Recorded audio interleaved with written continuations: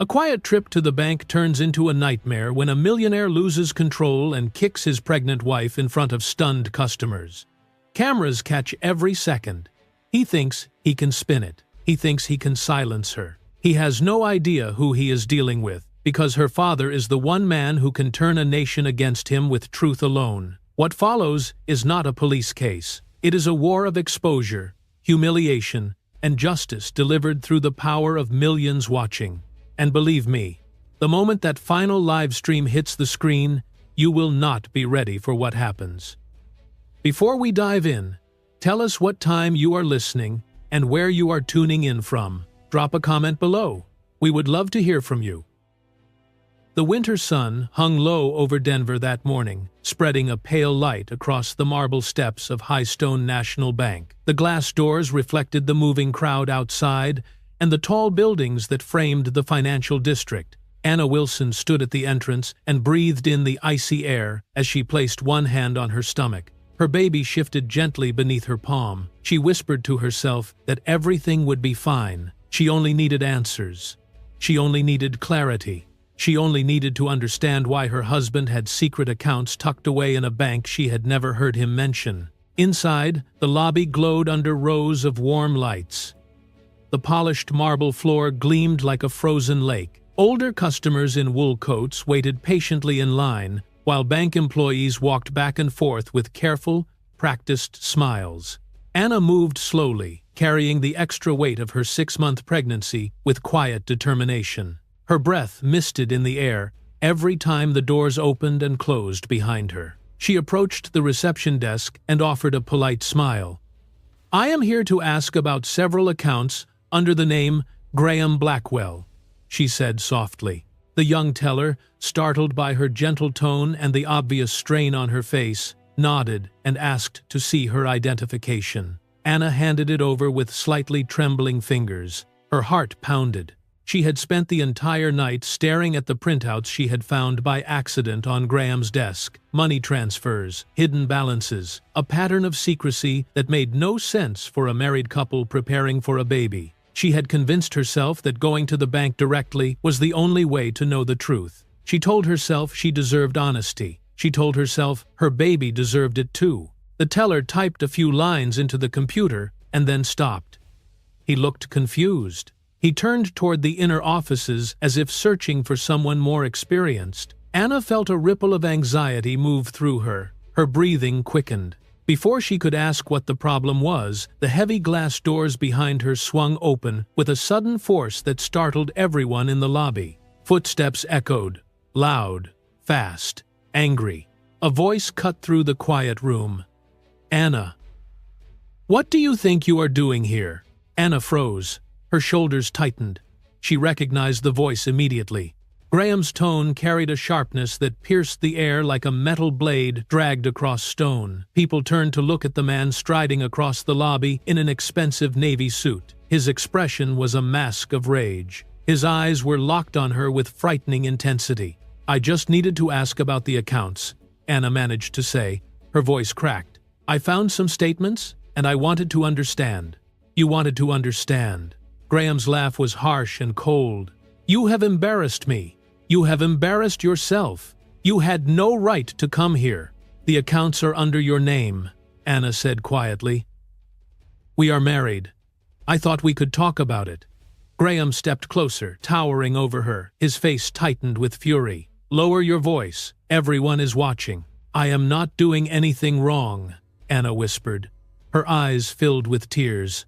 "I just want the truth." "You do not get the truth," Graham snapped. "You do not get anything without my permission." Anna tried to take a step back to protect her stomach, but Graham moved faster. The tension in the room thickened. Several customers stared. Some covered their mouths. Others froze in place. A man in his 70s whispered to his wife, who clutched her purse with both hands. Then it happened. Without hesitation and without shame, Graham lifted his leg and kicked Anna hard on her left side, just above her hip. The sound of impact echoed across the marble floor. A sharp cry escaped her throat. Her body folded inward, and she fell to her knees, arms wrapped around her stomach, gasping for breath as pain shot through her entire body. The lobby fell silent. Someone dropped a pen. Another person whispered, "Dear God." An older woman let out a horrified gasp and grabbed the arm of the man next to her. Two younger customers pulled out their phones, their hands shaking, already recording. Anna's vision blurred. The cold floor pressed against her palms. Her heart raced in frantic beats. She tried to breathe, but her chest tightened around the pain. She felt her baby move, a soft kick from inside, and terror flooded every part of her being. Graham stood over her with no hint of remorse. "Get up," he ordered. "Stop acting pathetic." Anna lifted her head. Tears streamed down her cheeks. She tried to speak, but her voice caught in her throat. She attempted to rise, but her legs trembled uncontrollably. Her arms felt weak. Her breath came in shallow bursts. And then the doors opened once more. A tall man with silver hair stepped through, carrying a small box of documents under his arm. His coat was dusted with snow. His boots echoed against the marble. His eyes fell immediately on the scene before him. The moment he recognized the woman on the floor, his entire body stiffened. "Anna?" he whispered. Charles Wilson dropped the box and rushed forward. He knelt beside his daughter, his hands trembling as he touched her shoulder and checked her breathing. "Sweetheart, look at me. Stay with me." Anna blinked slowly. "Dad?" she murmured. Her voice shook. "He kicked me." Charles turned his head toward Graham. His expression changed. The warmth in his eyes vanished. What remained was a coldness that froze the air around him. His jaw clenched. His hands curled into fists. Graham scoffed. "This is none of your concern. She is my daughter," Charles said. His voice was low and steady, the tone of a man who had carried authority his entire life. "And she is carrying my grandchild." "Then you should teach her to respect her husband," Graham replied. "She made a scene. She deserves it." Charles rose slowly. The entire lobby felt the shift in his presence. He was no longer just a father. He was a man who had decided something irreversible. He leaned down, lifted Anna carefully into his arms, and held her close. She clutched his collar and cried softly into his coat. The bank employees cleared a path. The customers moved aside. Every camera in the room captured the moment. Charles looked straight into the nearest security camera with eyes that no longer held fear or hesitation. They held purpose. They held resolve. They held the silent promise of a man who would not forgive. "Today," he said quietly to Anna, "is only the beginning." He walked out of the bank, carrying his daughter, while Graham stood frozen behind them, unaware that his world had just begun to fall apart. The ambulance lights flashed red and white across the quiet parking lot as paramedics rushed Anna through the hospital doors. The cold Denver air vanished behind them, replaced by the sharp smell of antiseptic and the steady beeping of machines scattered along the hallway. Anna clung to consciousness, her breath caught between pain and fear, her hands pressed against her stomach as if she could shield her baby from everything that had just happened. Inside the exam room, nurses moved with calm efficiency. One adjusted the monitors while another placed warm blankets over Anna's trembling body. A soft voice told her to take slow breaths. A hand tapped the ultrasound machine. A pair of gloves snapped into place. Anna heard it all as if from far away, drifting in and out of a haze where her baby's safety was the only thing she could truly sense. Charles Wilson followed close behind. His boots clicked sharply against the linoleum floor. His face, usually composed and steady, was tight with fear. He stood by the curtain for several seconds, gripping the edge with one hand as if he needed something to anchor him. The sight of his daughter lying there broke something inside him. He stepped closer and placed a shaking hand on her shoulder. "Dad," Anna whispered. Her voice was thin and fragile. "It hurts." "I know, sweetheart," he said softly. "I am here. Stay still. They will take care of you." His words were steady, but his eyes glistened with the kind of helplessness he had never felt before. A doctor in a white coat entered and introduced himself in a controlled tone. He examined the monitor, pressed lightly along Anna's ribs, and listened to her breathing. Anna winced when he reached the left side of her torso. She gasped and tightened her grip on the blanket. "We are checking for trauma related to the impact," the doctor explained.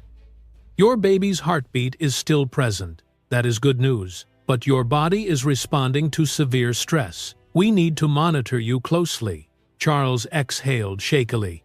Is the baby in danger? There is a risk, the doctor said. Stress of this kind can affect the placenta or trigger complications. She needs rest. She needs calm. Most of all, she needs protection from whatever caused this. Charles did not need to be told twice. The doctor's tone held a firm truth that struck him deeper than any battlefield command ever had. He nodded with a sharp motion and stepped aside as the medical team continued their checks. Anna's eyes fluttered open again.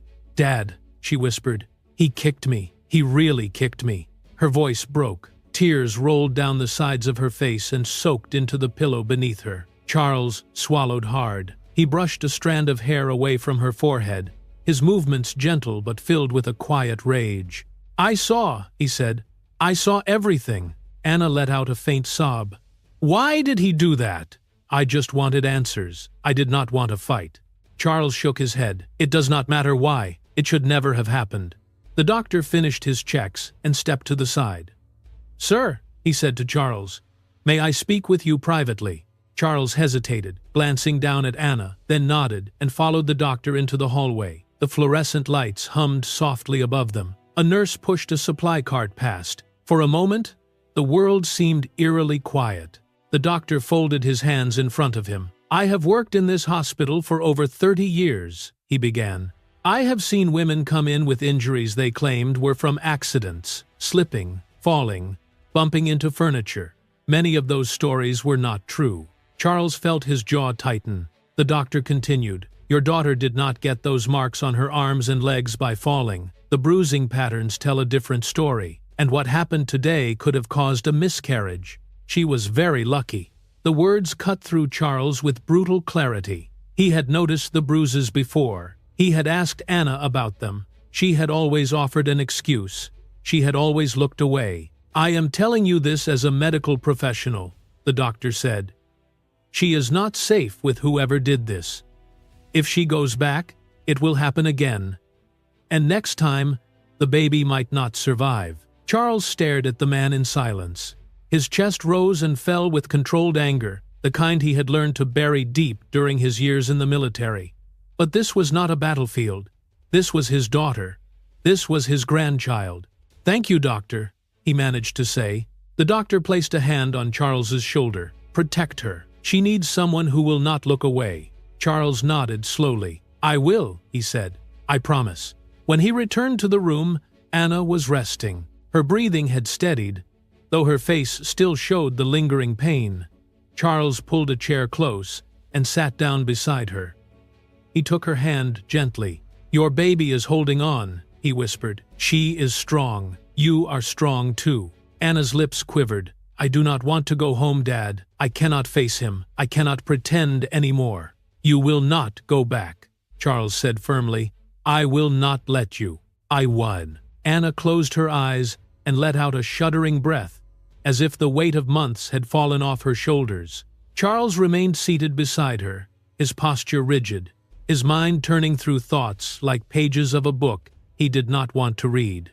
He remembered every conversation where she brushed aside his concern, every moment where she smiled too brightly, every bruise she never explained properly. He felt a deep ache settle into his chest, the ache of a man who realized he should have seen more, done more, asked more. He leaned forward and rested his elbows on his knees. The room was dim now. The monitors cast a soft glow against the walls. A nurse walked in quietly to check Anna's vitals, then left without a word. Charles stared at the floor, the tile pattern blurring slightly. He felt the weight of a decision forming in him, a decision that grew heavier with each memory of Graham's cold voice and Anna's trembling hands. He stood up quietly, walked to the hallway, phone mounted on the wall, and dialed a number he had not used in years. The rings echoed like distant footsteps from an old life. A rough voice answered.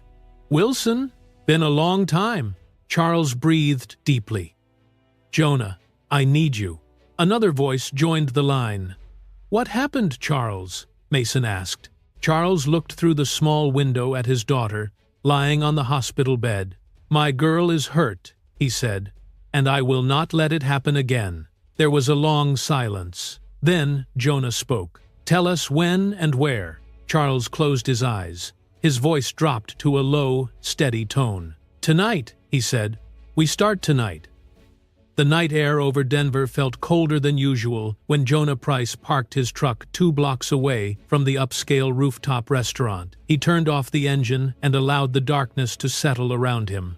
His instincts sharpened the moment he stepped out and adjusted the collar of his jacket. Years of reconnaissance missions had trained him to blend into shadows without drawing attention. Tonight, his mission was not military.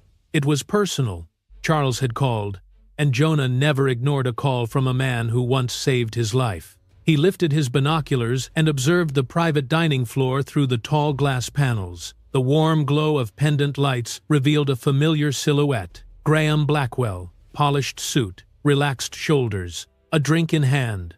Across from him sat a woman in a tight red dress, Carmen Reyes. She laughed too loudly, tossing her hair as if she were performing for an invisible audience. Jonah zoomed in. Graham was smiling. Not a single trace of guilt, shame, or restraint touched his face. He leaned back comfortably and gestured with animated confidence. Then Jonah saw something that tightened every muscle in his body. Graham mimicked a kicking motion with his leg as he laughed. Carmen leaned closer and whispered something that made Graham slap the table in amusement. They were joking about the incident at the bank, about Anna, about the child she carried.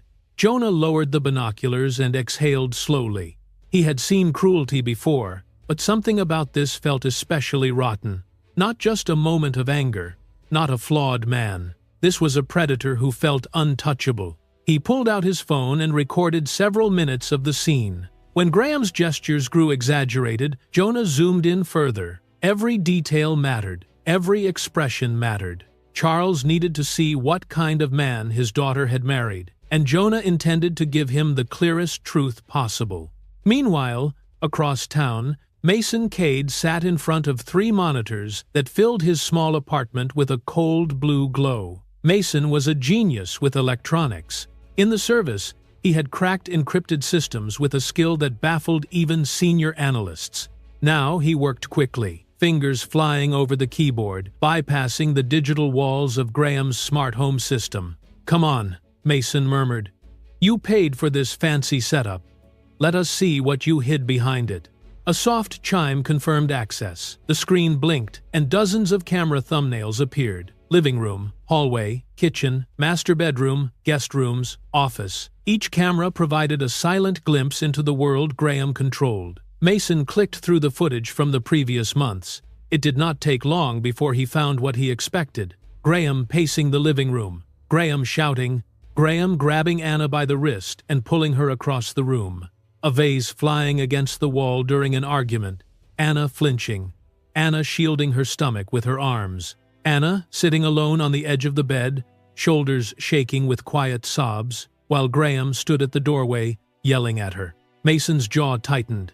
He felt the familiar fire rising in his chest. He replayed one clip and turned up the volume. "You ever think of leaving me?" Graham said in a cold, measured voice. "And you will lose everything. Do you understand? Everything." Anna's voice trembled. "I just want peace." "You want what I allow you to have," Graham replied. Mason paused the footage and leaned back in his chair. He rubbed his face with both hands. The pieces were forming a shape, and the shape was uglier than anyone had assumed. He opened a folder on his drive and saved the footage. Then he opened another window to search through legal and financial databases, digging into Graham's past. The deeper he looked, the stranger things became. 2 previous marriages, both short, both ending abruptly. Barely any public record of the divorces. No photos, no interviews, no social media posts from the ex-wives after the separation dates. The only hints of their existence were fragments of financial transfers, large sums of money moving to unknown accounts, always during the exact month the relationships ended. Mason frowned and whispered to himself, "You covered your tracks well, but not well enough." He organized everything into a digital folder and named it simply, "For Charles." By the time Jonah returned to Charles's home, the city was wrapped in quiet, midnight calm. He knocked on the door softly, and Charles opened it almost immediately. His eyes looked tired, but his posture remained firm. "Come in," Charles said. Jonah stepped inside and removed his gloves. "You need to see this." They sat at the dining table, and Jonah handed Charles his phone. The recording played silently, showing Graham reenacting the kicking gesture and laughing with Carmen. Charles stared at the screen without blinking. His jaw shifted. His hand tightened around the phone until his knuckles whitened. "He joked about it," Charles whispered. "He joked about hurting her." Jonah nodded. "There is more. Mason is sending the rest." Almost on cue, a soft chime echoed from Charles's laptop. He opened it and saw a message from Mason with the folder attached. He clicked on the first video. The living room confrontation appeared. Graham grabbing Anna, Anna trying to step back, Graham towering over her. The words, the threats, the cruelty. A heavy silence settled over the room as Charles watched every second. He played clip after clip, videos of different nights, recordings of arguments, soft cries, loud shouts, a door slamming, a picture frame crashing to the floor. When the final clip ended, Charles closed the laptop slowly and set his hands flat on the table. He bowed his head for a long moment. Jonah waited, knowing silence was the only respectful response. Finally, Charles lifted his gaze. His eyes were no longer filled with shock or sadness. They were filled with resolve, deep, cold, unshakable. "This is not a man who lost his temper," Charles said. "This is a man who hunts the women he marries. This is a pattern. This is who he is." Jonah nodded. "So what is next?" Charles looked at the closed laptop, then at the window where the night reflected faintly against the glass. "If we hand this to a court," he said calmly, "he will hire lawyers. He will twist the story. He will claim it was stress or misunderstanding. He will walk free." Jonah remained silent. Charles stood slowly. "So we do not give him to the law. We give him to the people." His voice was steady. Final. Absolute. Tonight, Charles Wilson stopped being a grieving father. He became the architect of a reckoning. The next morning arrived with an unusual stillness. Clouds hovered low over Denver, and a pale gray light seeped through the windows of Charles Wilson's study. He sat alone at his desk, the laptop closed in front of him, his fingers pressed together beneath his chin. Every image from the previous night, every sound, every proof of Graham's cruelty replayed in his mind. He had slept only an hour. His thoughts were sharp, cold, and organized. This was no longer about anger. It was strategy. A father's strategy. A knock echoed through the hallway. Charles rose and opened the door to find a man in his 60s standing there. He wore a heavy coat and held a worn leather satchel at his side. "Morning, Charles," the man greeted. "Come in, Walter," Charles replied. Walter Hartman stepped inside. He had been a journalist for over 3 decades. His articles once brought down corrupt bankers and exposed fraudulent charities. He had always been known for fearless reporting and a relentless pursuit of truth. Yet today, he carried an expression of solemn curiosity. Charles had told him only that it was urgent. They moved to the study. Walter set his satchel down and removed his notebook. "What do you need from me?" Walter asked. Charles placed the laptop on the desk, opened it, and clicked a file. The screen filled with footage from Graham's smart home. Graham grabbing Anna. Graham threatening her. Graham's voice dripping with venom as he forced her against the wall. Walter watched without speaking. His breathing slowed. His jaw tightened. When the clip ended, he set his notebook aside. "Tell me that man is in a cell right now," Walter said. "He is not," Charles answered. "He is at home, probably drinking, probably planning how to spin this to his advantage." Walter leaned back. "So you want this public?" "I want this everywhere," Charles said. "Not through the courts, not through the police, through the people." Walter nodded slowly. "You came to the right person, but we will need help." Charles had expected that. He reached for his phone and sent 2 short messages. Within an hour, 2 more journalists arrived. Linda Crow, a seasoned investigative reporter known for exposing corruption in major corporations, and Peter Doyle, a retired news producer with decades of experience shaping national broadcasts. All 3 owed Charles favors from years past. He had helped them during financial downturns, protected sources, and provided resources when no one else would. Now, they were here for him. They gathered around the long wooden table in the study. Linda leaned forward, scanning the documents and video clips Charles had printed. Peter adjusted his glasses and scribbled notes. Walter watched Charles with a measured expression, the look of a man who understood the gravity of what he was about to take part in. Charles cleared his throat. Before we begin, I want this to be clear. I do not want Graham dead. I do not want violence. I want the truth, every piece of it. I want the entire country to see the man he really is. Linda nodded. So we are dealing with a strategy, not revenge. Both, Charles said quietly, but a lawful strategy. No physical harm, only exposure. Peter looked at the footage again. This is more than enough to destroy him publicly. The kicking video alone could crash his entire company. It's Tululistais. That video will be our first strike, Charles said. It must be released in a way that captures national attention, especially among older audiences. Walter spoke. We will publish it in a senior readership paper. The ones people still trust. The ones with traditional values. When older Americans see a pregnant woman kicked in a bank lobby, they will not turn away. Linda added, after that, we release the footage from the smart home. Not all at once, piece by piece. A narrative that builds momentum. Domestic abuse, manipulation, repeated incidents. Peter tapped his pen thoughtfully.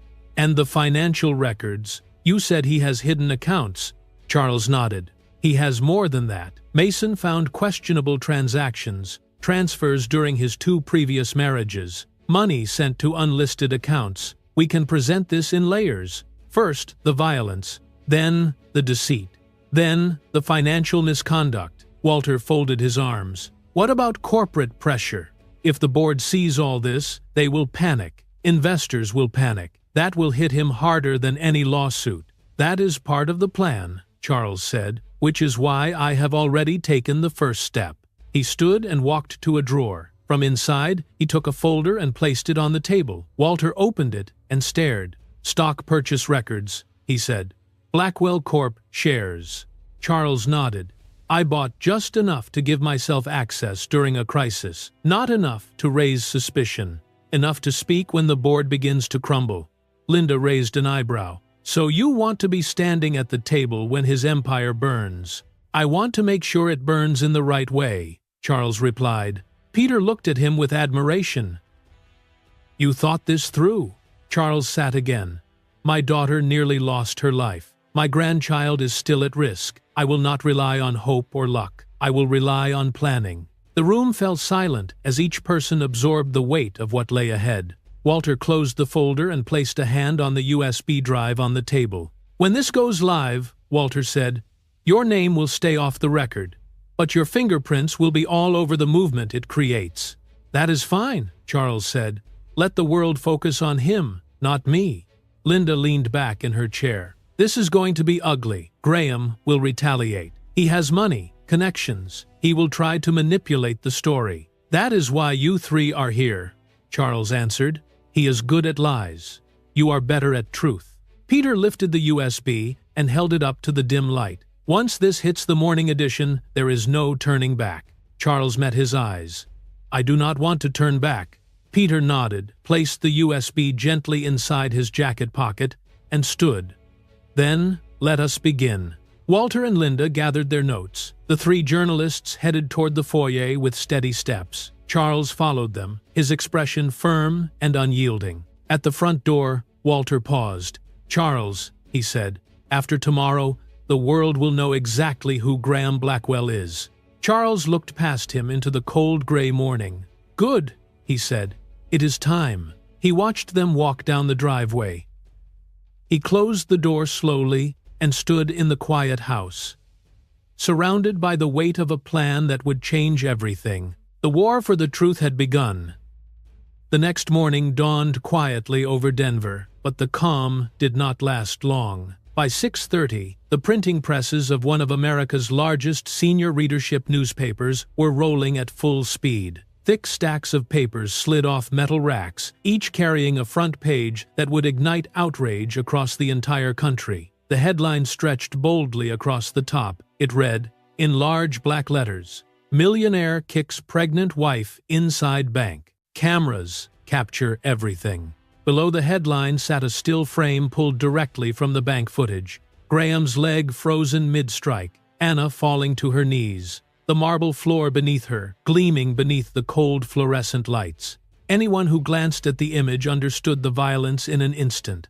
At 7:15, a retired couple in Kansas opened the paper at their kitchen table. The wife covered her mouth. The husband adjusted his glasses and shook his head. He muttered something about how the world had lost its sense of decency. 2 minutes later, a grandmother in Florida read it on her front porch and immediately called her daughter to ask how something so vile could happen in public. By 8 o'clock, readers in Arizona, Montana, Ohio, and Maine had the paper in their hands. Older Americans were the first to see it, and they were the first to react. They shared the story in church groups, community centers, and online forums where seniors gathered to talk about world events. The outrage spread like wildfire. The newspaper's website released the digital version of the article at 8:30. The video clip was embedded directly beneath the headline. When readers clicked it, the footage began without delay. The lobby of Highstone National Bank appeared, bright and busy. The sounds of normal activity filled the background. Then Graham stormed in. His shouts echoed across the speakers. The moment he kicked, Anna played clearly, without obstruction or poor angles. Every viewer could see exactly what had happened. By 9 o'clock, the clip had been shared more than 2 million times. Television producers noticed the trend immediately. At 10 sharp, a daytime talk show hosted by two women in their 60s devoted an entire segment to the video. The hosts shook their heads as the clip played behind them. One of the women said she had never seen something so cruel captured with such clarity. Calls flooded into the show from viewers who demanded accountability. Churches, senior groups, and women's shelters echoed the same sentiment. The moral standards of older generations clashed violently with the brutality displayed in the footage. They had lived long enough to know what family should mean. They knew what protection of life meant, and they could not tolerate what they had seen. By lunchtime, the story dominated the news cycle. National talk shows replayed the video every hour. Commentators argued on panels. Some focused on the cruelty of the act. Others focused on the pattern of emotional manipulation visible in Anna's body language. Experts in domestic violence appeared on screens across the country to explain how common these situations were and how often pregnant women were left unprotected. Their voices added depth and urgency. The nation listened.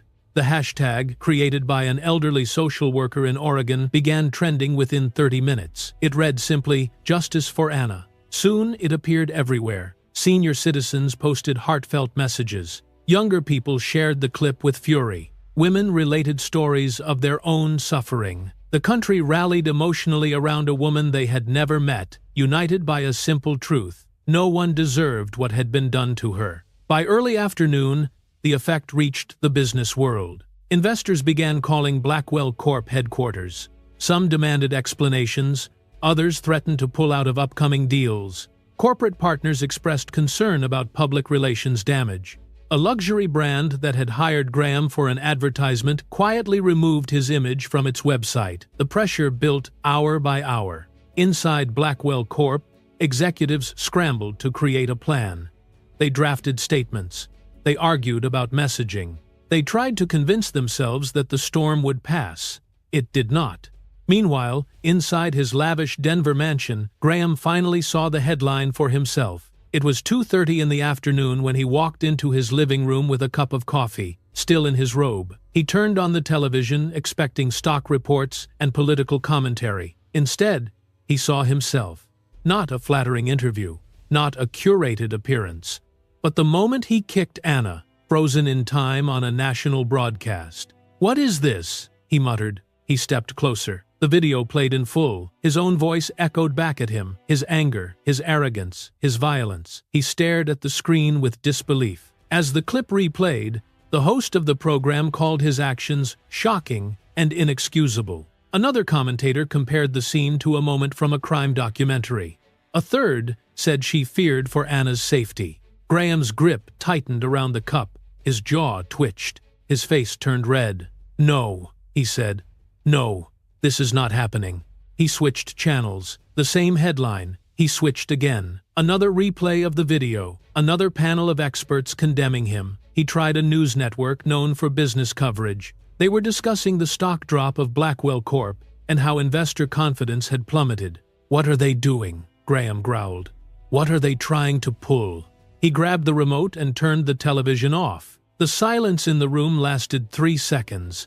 Then he slammed the remote onto the marble coffee table. The impact echoed through the house. He turned the television back on and saw another story. A retired judge expressing disgust, a pastor calling the act a moral disgrace, a well-known radio host urging listeners to boycott any company associated with Graham Blackwell. The fury inside him boiled over. With a roar, Graham stepped toward the television and smashed his coffee cup against the screen. Glass shattered. Liquid splashed across the floor. The image flickered and disappeared. The room darkened, except for the faint winter light filtering in through the tall windows. Graham stood there, breathing heavily, chest rising and falling with each violent breath. He clenched his fists and stared at the broken screen. "If they want a media war," he said through gritted teeth, "they will get one." Outside, the world continued to turn against him. The first strike had landed, and the nation had chosen its side. Anna's, lease provider, lease problem, lease provider. The morning after the video shook the nation, the hospital hallways seemed unusually bright. Nurses moved quickly between rooms, and the soft beeping of machines echoed in the distance. Anna sat upright in her hospital bed, her hands folded gently over her abdomen. The pain from the previous day still lingered, a deep ache that pulsed whenever she shifted her weight. A nurse entered to check her vitals and smiled politely, but Anna sensed hesitation in her eyes. "You are still showing signs of internal stress," the nurse said softly. "The doctor would like to keep you one more night if possible." Anna shook her head. "I want to go home. I cannot stay here. I cannot lie in this bed waiting for him to control the story." The nurse hesitated again. "You need special monitoring. Leaving today means you must use a wheelchair, and you must promise to return immediately if anything changes."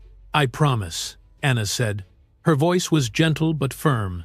When the doctor entered, he repeated the same warnings. "Your body is still reacting to trauma. Your baby is stable, but this stability is fragile.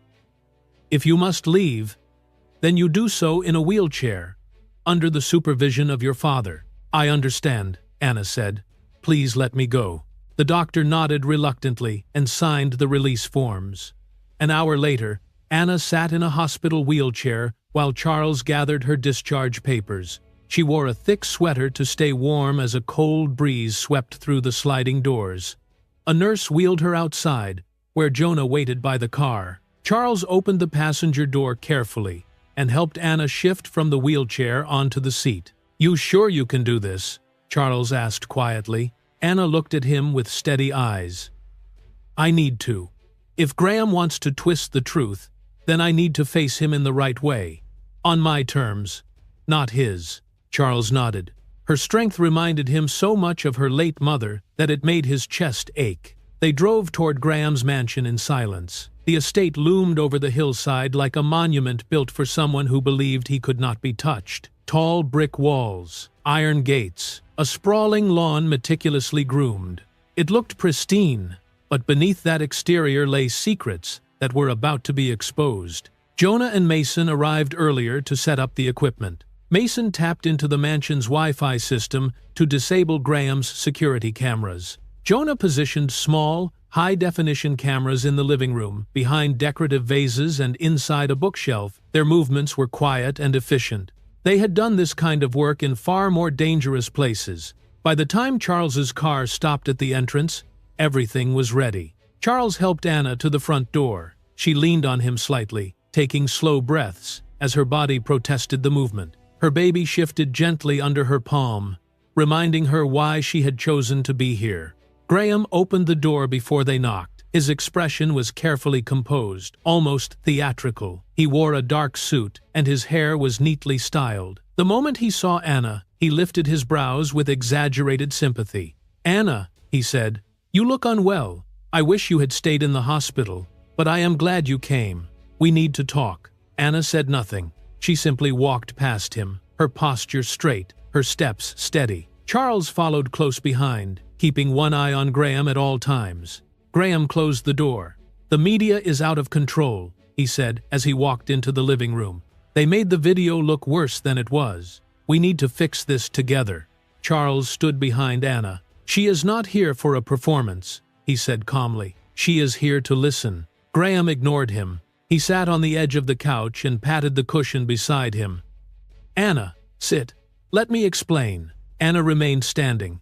"Explain what?" she asked. "The kick, the screaming, the way you laughed about it last night." Graham's face hardened for a moment before he forced it back into a sympathetic mask. "Sweetheart, you know I was under pressure. I said things I regret. We can move past them. The public just needs to see us together. They need to see a united family." He reached for her wrist. Anna stepped back, but not fast enough. Graham grabbed her hand tightly. His fingers dug into her skin, pressing hard until she winced. "You will sit down," he hissed quietly. "You will help me fix this. You owe me that." Anna let out a small cry. Charles took one step forward, but Anna lifted her free hand to stop him. She needed Graham to show his real self. Graham tightened his grip even more. "This is all your fault," he snapped. "You embarrassed me. You ruined everything. You think I will let you walk away and destroy me. You are delusional." His voice grew louder. His face flushed red with anger. He released her, only to slam his fist onto the coffee table, rattling the glasses arranged neatly on it. Anna flinched. "What did you think would happen?" he said. "That you could run to your father and hide. That you could betray me and expect mercy. I made you. I gave you everything." Charles's jaw tightened. His hands curled at his sides, but he remained still. The cameras needed every second of this. Graham continued pacing. "You will apologize publicly. You will say the video was misunderstood. You will sit beside me and say you forgave me, or you will regret it for the rest of your life." He turned toward Anna again. "Do you hear me?" Anna looked at him, her breath shallow from the stress. "I hear you," she said softly. "The whole world will hear you too." Graham blinked. "What is that supposed to mean?" "Two, in the re." Before Anna could answer, Charles stepped forward. His voice was steady and cold. "It means thank you, Graham." Graham stared at him. "For what?" Charles met his eyes with quiet intensity. "For giving us the best interview of your life." Graham froze. His expression shifted from confusion to dread as he scanned the room. Suddenly aware of the unnatural silence, his gaze moved across the bookshelf, the vases, the painting on the wall. "You filmed this," he whispered. Anna stood taller despite the pain in her side. "No," she said. "You filmed yourself. We just let you speak." Graham's face drained of color. The trap had sprung, and every word he said had been captured. The storm that Charles had planned moved into its second phase with precise timing. By the next morning, the nation had already spent 24 hours reeling from the first wave of outrage. News anchors continued to replay the bank footage. Commentators repeated the same phrases: shocking, unacceptable, brutal. People across the country were still discussing the moment Graham kicked his pregnant wife. The entire nation had become familiar with Graham's face, and none of that familiarity brought sympathy. Yet Charles, Jonah, Mason, and the three veteran journalists knew the story had not reached its peak. What had been released was only the beginning. The next step would not just expose Graham's cruelty, it would destroy any illusion he attempted to create. In a small production office arranged inside Walter's home studio, computers hummed while screens glowed with folders of raw footage. Jonah had transferred every clip from the cameras he and Mason had hidden inside Graham's mansion. The files showed Graham shouting, pacing, grabbing Anna's wrist, slamming his fist on the table, and unleashing his fury without restraint. Mason edited each moment carefully. Every sound was clear, every gesture was visible, every expression of contempt carved itself into the viewer's memory. Linda sat across from him with a notepad. "The idea," she said, "is to build a direct confrontation between his lie and the truth. His apology on one side of the screen, his real behavior on the other." Peter nodded from behind his laptop. "We will frame it as a segment titled, 'Behind the Apology.'" People love a reveal. They love to see the truth break through the mask. Walter added, and we make sure it airs on the platform that older generations watch most. The outrage will multiply. Charles listened to them quietly. He had no desire to savor vengeance. He was focused solely on the precision of the operation. Every step had to be perfect. Every release had to strike the public like a hammer on steel. By late afternoon, the team completed the primary edit. The video opened with Graham's polished, rehearsed apology. He sat in front of a soft background, wearing a neat sweater and speaking with forced sincerity. He claimed regret. He blamed stress. He said he was seeking help. He said he wanted healing. Then the screen split in half. On the right side appeared the new footage. Graham grabbing Anna's wrist violently. Graham shouting into her face. Graham calling her pathetic. Graham striking the table so hard that the glasses rattled. His eyes filled not with remorse, but with fury. The contrast between the two sides of the screen was undeniable. On one side, a carefully shaped lie. On the other, raw and unfiltered truth. Linda watched the completed segment and whispered, "This will break him." Peter said, "This will break his whole world." The live stream was scheduled for 7 p.m., a time chosen deliberately because it attracted both older viewers and families who gathered after dinner. The title card displayed only the words, "Behind the Apology." No sensational graphics, no dramatic music, just clean presentation. The truth, as Charles wanted it, needed no embellishment. Across the country, notifications appeared on screens. Thousands clicked, then tens of thousands, then hundreds of thousands. The viewer count rose steadily, climbing like a tide that refused to stop. The broadcast opened, with Walter speaking directly to the camera. "Last night," he said, "the nation saw footage that disturbed us deeply. Today we present information that offers greater context. What you are about to see speaks for itself." He stepped aside as the main segment began. The apology clip played first. Viewers watched Graham's calculated expressions and polished mannerisms. In the chat window, people typed comments quickly. Some expressed confusion. Others questioned his sincerity. A few wondered whether he deserved sympathy. Then the screen divided. On the right, Graham's rage erupted. The footage from the mansion played clearly. His voice filled the speakers. His insults echoed. His hand tightened around Anna's wrist. His threats landed like blows. The live comments exploded instantly. "Unbelievable. He lied to all of us. This is who he really is. He grabbed her like that while she was pregnant. This is abuse. This is evil." The viewer count doubled, then tripled. Churches streamed the broadcast for evening meetings. Senior groups shared the link in group chats. Advocates for abused women reposted the segment with captions expressing horror and heartbreak. A national columnist tweeted, "There is no apology that can erase this level of cruelty." The reaction overwhelmed the platform. Sponsors and corporate partners responded immediately. Emails flooded Blackwell Corp within minutes. Several brands released public statements saying they were terminating relationships with Graham. A charity where Graham had served as a featured speaker removed his picture from their website. In an office tower downtown, executives at Blackwell Corp gathered around screens showing the live stream. They watched as the comments rolled in and as the truth became impossible to ignore. One executive placed a hand over his mouth. Another swore under his breath. Someone whispered, "This is a disaster." Meanwhile, in living rooms across America, elderly couples shook their heads in disbelief. They had grown up with strict values about marriage, loyalty, and responsibility. Seeing a man harm his pregnant wife openly and then lie about it offended them on a deeply personal level. They made phone calls, they wrote emails, they signed petitions demanding consequences. The effect on the financial market was immediate. The following morning's opening bell was still hours away. Yet, after-hours trading reports reflected the public sentiment. Shares of Blackwell Corp dropped rapidly. Analysts predicted severe long-term damage. Back in Walter's studio, the team watched the reaction unfold in real time. Charles sat in his chair without speaking. The shadows on his face made him look older, but also stronger. He did not smile. He did not celebrate. He simply observed. Linda placed a hand on his shoulder. "You did the right thing," she said quietly. Charles did not answer. His eyes stayed on the screen, watching the live stream counter climb higher with every passing second.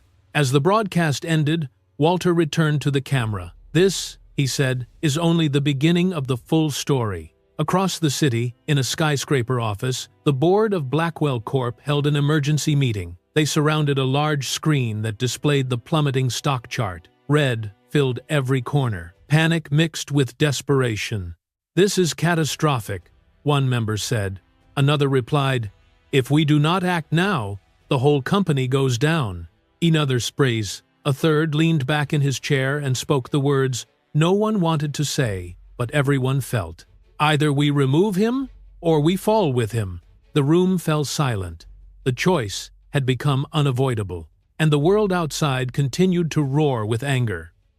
The morning after the live stream felt heavier than any morning the city of Denver had seen in years. The sidewalks outside the Blackwell Corp headquarters filled with reporters before the sun even rose above the skyline. Their breath turned into white clouds in the cold air as they waited with cameras and microphones pointed toward the building. Screens behind them displayed sinking stock numbers in bold red. Commentators spoke in urgent voices about a crisis that seemed to worsen each hour. The fall of Graham Blackwell had become a national event. Inside the tower, the atmosphere felt even colder. Executives rushed through the lobby, clutching tablets and stacks of emergency reports. Phones rang without pause. Assistants whispered about calls from investors who wanted answers, accountability, or immediate withdrawal from all dealings with the company. The elevators carried tense employees to the upper floors, where the boardroom lights glowed long before the usual workday began.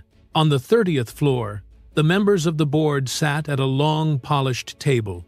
Their expressions ranged from weary to furious. Several had dark circles under their eyes, evidence that they had spent most of the night in conference calls and damage control meetings. A large monitor on the wall displayed the collapsing stock chart. The red line seemed to fall endlessly, like a cliff with no bottom. "This is unsustainable," one director said. "Our value dropped almost 40% in 18 hours. If this continues, we lose our institutional partners." Another director tapped his pen repeatedly. "Public trust is gone. Every hour more sponsors walk away. We are bleeding out. We need action." A third director looked toward the door. He should be here by now. But Graham was not there. He had been unreachable since the live stream. His phone went to voicemail. His assistant did not know where he was. Rumors moved through the building like whispers carried by wind. Some said he was hiding at one of his private properties. Others said he was preparing a statement. No one truly knew. The boardroom doors opened suddenly. The room fell silent. Charles Wilson stepped inside. He wore a simple dark coat and carried a neat folder tucked under his arm. His expression was calm but firm, a contrast to the frantic energy of the room. He walked to the table with steady steps. Several board members recognized him from background research that had begun circulating early that morning. A few exchanged glances. They knew he had recently purchased scattered portions of company stock, small pieces from different funds, enough to make him a meaningful shareholder. The chairman cleared his throat. "Mr. Wilson, we were not expecting you in person." "I imagine you were not," Charles replied. "But we are in a crisis that requires clarity. I am here because I believe clarity must start now." He placed his folder on the table and opened it. The first page contained printed screenshots from the live stream. One side showed Graham pretending to apologize with a calm face. The other side showed him grabbing Anna's wrist and shouting. Charles slid the images across the table. Several board members leaned forward immediately, their brows tightening as they recognized the severity of what they were seeing. "This," Charles said slowly, "is the man who leads your company." A director exhaled sharply. "We know what the public is saying, but we do not have confirmation about the extent of the damage he caused inside his home." Charles nodded once. He turned the page and revealed detailed financial summaries. "This is not only personal misconduct, it is financial misconduct. Hidden accounts, suspicious transfers during his previous marriages, transactions that show a pattern that is unacceptable for any corporate leader." I have the full documentation available. He handed the folder to the chairman, who began flipping through it with widening eyes. The other board members waited tensely. Charles continued. The live stream exposed his violence. It also exposed his dishonesty. Millions watched his behavior. Millions heard his threats. This company cannot survive if it stays tied to him. Investors know it. The public knows it. Your employees know it. A silence settled over the room. It felt heavy, almost suffocating. Charles placed both hands on the table. I did not come here to take control. I came here because this company is on the edge of collapse. You have one chance to salvage what is left, and that chance begins with removing Graham from every position he holds. A director spoke quietly. If we remove him, we face legal retaliation. Another replied, if we keep him, we face bankruptcy. It's improvid. Someone at the end of the table whispered, what choice do we really have? The chairman looked at every person seated before him. His voice was soft but certain. We vote, now. He pressed a button. A digital ballot appeared on the monitor. 11 names lit up, each representing a voting director. Next to each name was a simple choice. Remove, keep. The first vote appeared. Remove. The second. Remove. The third. Remove. 7 more votes followed. All the same. The decision was unanimous. The chairman turned to Charles. Mr. Wilson, your concerns have been heard. Graham Blackwell is removed from all executive roles effective immediately. His access to company accounts, projects, communications, and properties is terminated. Charles nodded respectfully. Thank you. It was necessary. Security officers were called to escort Graham if he arrived. As if on cue, the elevator bell chimed. The board members tensed. Graham entered the room with a forced smile, dressed in a tailored suit as if prepared for a press conference. His smile vanished when he saw security waiting by the door. He looked toward the table and noticed the open folder, the paused live stream images, and the director's grim faces. What is this? He demanded. Some kind of joke? The chairman stood. Graham, your actions have caused catastrophic damage. The board has voted unanimously to remove you. You cannot do that, Graham said. I built this company. You destroyed its future, a director replied. 2 security officers stepped beside Graham. He tried to pull away, but their grip tightened. They guided him toward the hallway. He turned back toward the room, shouting at the top of his lungs. You will need me one day. All of you will crawl back to me. No one responded. Cameras clicked outside the conference room. The hallway filled with flashes as Graham was escorted toward the elevator. Reporters shouted his name. Employees watched with disbelief. The building that once displayed his success now witnessed his downfall. Inside the boardroom, Charles watched quietly. He felt no triumph, only a steady resolve. The corporate coup was complete, and Graham Blackwell had lost the world he tried so desperately to control. The night after the board removed Graham from Blackwell Corp carried a strange, hollow quiet. Denver seemed to breathe differently, as if the city itself had stepped back from him. The streetlights glowed over empty sidewalks. The wind pressed gently against the windows of his penthouse, but inside, the silence felt like a punishment. The world that once praised him had turned away. His phone sat on the table, lit with hundreds of unread messages. Most were from reporters demanding comments. Others came from strangers, sending words far sharper. Graham walked through the penthouse slowly. His reflection moved beside him in the tall windows. His face looked older, drawn, and strangely unfamiliar. He sank into a chair but rose again a moment later, unable to sit still. He tried to steady his breathing, but his chest shook with each inhale. The weight of humiliation pressed down on him. For years he had believed he stood above everyone. Now he felt he was sinking beneath them all. On the table lay several newspapers he had thrown earlier. Their headlines stared up at him. Each one printed images from the live stream, his apology on one side, his rage on the other. One article quoted a well-known pastor who called him a man who has lost his soul. Another paper interviewed experts in domestic abuse. They described his behavior as calculated, dangerous, and deeply rooted in control.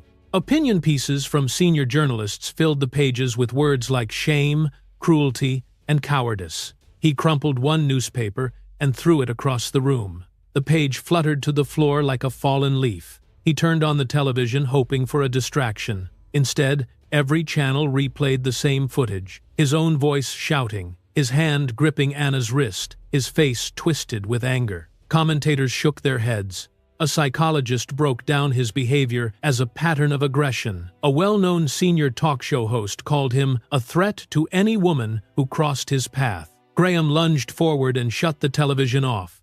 The silence returned. It felt heavier. He poured himself a drink and swallowed it too quickly. The burn in his throat did nothing to ease the ache inside him. He poured another, then another, but the bitterness only felt sharper. His phone vibrated. He grabbed it with trembling fingers. A message from an old partner read, "We are cutting ties effective immediately." Another, from a close business friend, said, "You lied to us all. Please do not contact me again." Several messages came from employees he once trusted. Their words were colder. They spoke of disappointment, betrayal, disgust. His grip tightened around the phone until his knuckles whitened. He threw it across the room. It struck the wall and fell to the floor with a dull thud. He paced again, speaking to no one. "They do not understand. They never saw what I carried. They never knew the pressure. They never cared." His voice cracked. He pressed both hands against his face. For a moment he tried to breathe, but his chest tightened again. His thoughts spun wildly. Pieces of the world he had built for himself seemed to fall away, one after another. His job, his reputation, his company, his image, all gone in hours. By midnight, the online world had turned entirely against him. Thousands of comments filled social platforms. People from every state condemned him. Survivors of abuse called him a warning sign. Older Americans who had followed the live stream expressed disbelief that someone so polished could hide such cruelty. Videos analyzing his behavior gained millions of views. Some described him as dangerous. Others called him unworthy of forgiveness. He tried to respond once. He wrote a short message on one platform, claiming everything had been exaggerated. The comments flooded instantly. People rejected his explanation. They accused him of lying. They posted clips proving he had been violent long before the incident at the bank. He deleted the post. He stared at the blank screen for several minutes. His hands trembled. He walked to the balcony and opened the glass door. Cold air rushed into the room. It brushed against his face and made him shiver, but he welcomed the sensation. It grounded him in a way nothing else did. Below, the city lights stretched across the horizon like scattered stars. Cars moved slowly through the streets. The world felt distant, quiet, unreachable. He leaned against the balcony railing. His thoughts drifted to his previous marriages, the quiet settlements, the transactions he believed no one would ever uncover. He realized now how naive he had been to think secrets could stay buried forever. The live stream had opened them all. His knees weakened. He caught himself on the railing. His breath shook in the cold air. He whispered, "It was supposed to be different. I was supposed to be untouchable." But the night offered no answer. He pushed himself away from the balcony and walked back inside. His eyes landed on an old photograph framed on the shelf. It showed him at the opening ceremony of Blackwell Corp's headquarters. Reporters surrounded him. Investors clapped. His smile in the picture was confident, bright, full of certainty. He lifted the frame, stared at it, then set it face down. The emptiness in the penthouse felt louder. He needed air. He needed space. He grabbed his coat and walked out the door. He drove aimlessly through the city. The roads were quiet. Streetlights cast long shadows across the pavement. His mind wandered in circles. He talked to himself without realizing it. Sometimes he apologized to no one. Sometimes he cursed at voices only he could hear. The world outside the windshield blurred. He did not know how long he drove. Eventually, he found himself on a highway bridge overlooking a dark stretch of water. He stopped the car on the shoulder. The engine ticked softly in the cold night. He stepped out slowly. The wind pushed against him. He walked toward the railing. The water below moved gently, reflecting the faint glow of the moon.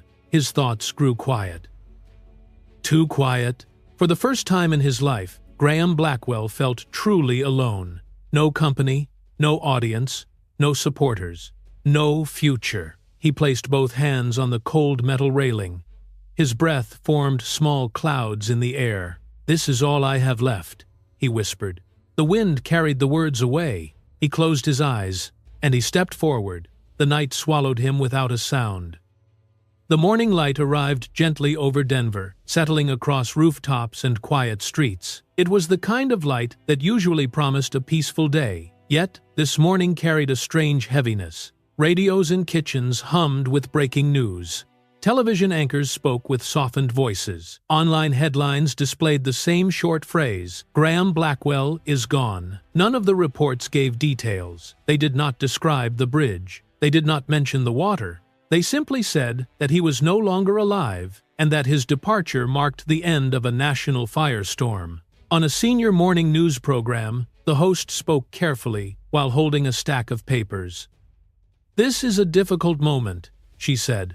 "No one wished for this ending, but many understand why it happened. The consequences of one man's actions have come full circle." Her co-host nodded, eyes solemn. They shifted the conversation toward compassion for victims of domestic abuse and the importance of listening to their voices. They did not show images of Graham. They did not replay the live stream. They let silence fill the space. Across the city, people reacted quietly. Some shook their heads. Others folded newspapers and set them aside. Families gathered around breakfast tables without speaking much. In community centers for older adults, conversations turned reflective.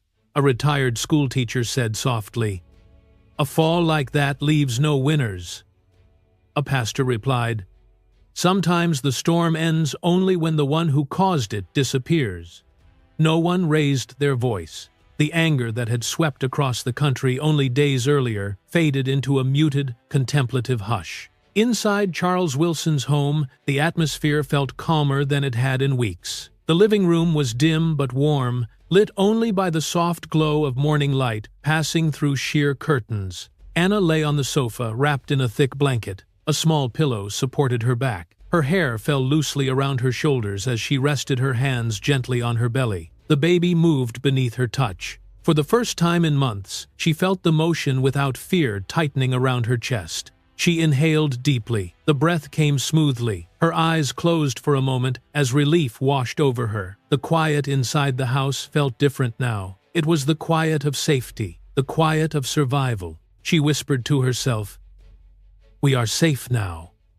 The words settled into the air like a prayer. In the corner of the room, a small television rested on a wooden cabinet. It was turned off. Charles had decided no screens would play inside the house today. No headlines, no discussions, no footage. The world outside could talk about Graham's final moments. Inside these walls, they chose silence. Charles stood near the window with his hands behind his back. The morning sunlight touched his face gently, outlining the faint lines of worry that had accumulated over the last few months. He had barely slept, yet he felt strangely awake. His gaze rested on the front yard, where light wind brushed through the branches of the old oak tree. He did not think about victory. He did not think about revenge. He thought only of his daughter resting safely a few feet away. He remembered the sleepless nights, the hospital room filled with machines, the fear that she would break under the strain of everything she had endured. Now she was here, alive, breathing, healing. That was enough. He turned from the window and looked at Anna. She met his eyes and offered a small, tired smile. It was not a smile of joy. It was a smile of release. "Do you need anything?" Charles asked. "Just quiet," she replied softly. "Just this." He nodded. He understood. He moved a chair closer to her and sat quietly, allowing the silence to rest between them like a gentle blanket. Across the country, morning news specials shifted from outrage to reflection. A guest psychologist spoke on a major network, explaining how unchecked power can distort a person's mind. A historian discussed figures from the past whose moral collapse resembled Graham's downfall. Commentators spoke of lessons families could take from this tragedy. None of them tried to excuse him. They simply explained him, as if trying to make sense of the broken pieces he left behind. On a well-respected senior editorial site, a columnist posted an article that quickly spread. It read, "In the end, the woman he tried to break survived, and he did not." The words rippled through communities of older readers. Many said it captured what they could not express themselves. Not triumph, not celebration, only truth. As the day warmed, Anna slowly sat up and placed both feet on the floor. She stood with care, holding the blanket around her shoulders. She walked toward the back door and stepped outside. The sun touched her face. The air felt crisp and clean. She closed her eyes and lifted her face toward the light. In the quiet of the backyard, the world felt open again. She pressed one hand against her belly and whispered, "You will grow in a world that is safe. You will know peace. You will not be born into fear." The breeze carried her words gently across the yard. Behind her, the door opened softly. Charles walked out and stood beside her. He did not speak. He simply placed one hand on her shoulder. The warmth of his touch anchored her. Together, they looked across the yard, toward the sunlight that spilled over the grass in soft golden sheets. For a long moment, they stood without speaking. Nothing needed to be said. The storm was over. The destruction had passed. Their family had survived the darkest part of their lives. Anna inhaled deeply again. The air felt lighter. Her heartbeat steadied. Her thoughts settled. A single tear slid down her cheek, not from sadness, but from the overwhelming sense of quiet returning to her life. Charles squeezed her shoulder gently. She looked at him and whispered, "It is over." He nodded. "Yes, finally." The breeze moved through the trees again, lifting the leaves with a soft rustle. It felt like a reminder that life continues even after great storms. Not through dramatic triumphs, but through stillness, returning to the spaces where fear once lived. The sun rose higher, illuminating the yard with soft warmth, and the final truth lingered quietly in the air. When the one who created the darkness disappears, the light does not need to win. It simply needs to return.